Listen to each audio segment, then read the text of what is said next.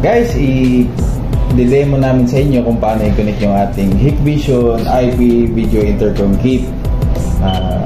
So kailangan natin ng UTP cable, guys. So either Cat 5e or Cat 6 yung pwede natin gamitin sa ating UTP cable na makonect natin from either station to our PA switch.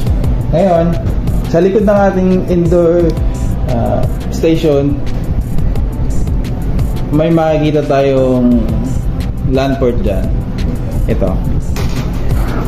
Dyan natin ko-connect yung ating PA switch, yung ating UTP cable papunta sa ating PA switch.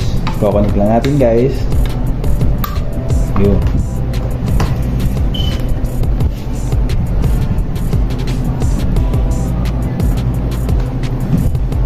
Papunta sa ating PA switch. Ngayon, ito yung ating door station. Sa likod niyan, guys, may makikita tayong LAN port din, guys. Ito. Dito natin ko-connect din yung ating UTP cable, guys.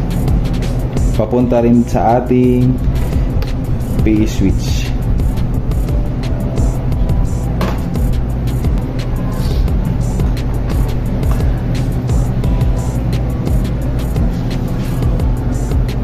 As you can see, guys, may makikita tayo na ilaw na tsaka blinking. So ibig sabihin connected na siya. Okay, guys, so sa nakakita natin, magsiset tayo ng language. Next lang natin yan, English. Tapos magsiset tayo ng email. Magset lang kayo ng email. Okay, tapos next tayo dyan. Tapos dito magbabago din tayo ng IP natin, IP address. Okay, next lang natin yan, guys. Tapos makakita natin dito, next lang din natin tayo dito.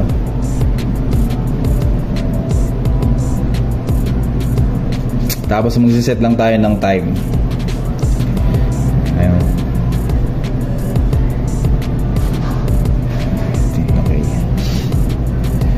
Okay, tapos next lang natin yan, guys. Tapos ito yung sa serial number ng door station natin, guys. Ito yung nakakita natin dito sa likod.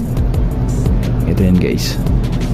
So okay lang natin yan, guys. Click lang natin yan, guys. Tapos next tayo. Tapos finish lang tayo. So antay tayo ng matapos to, guys.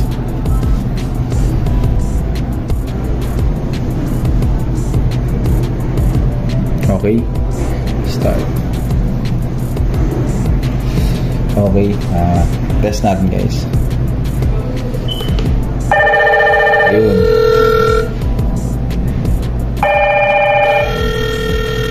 Nakakita yung video.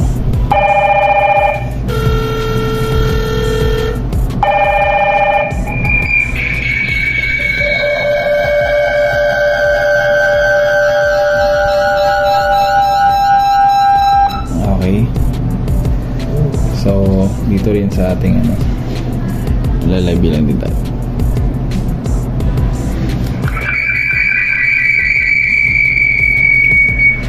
Hey. Hello. Ano, nakakita rin siya, guys.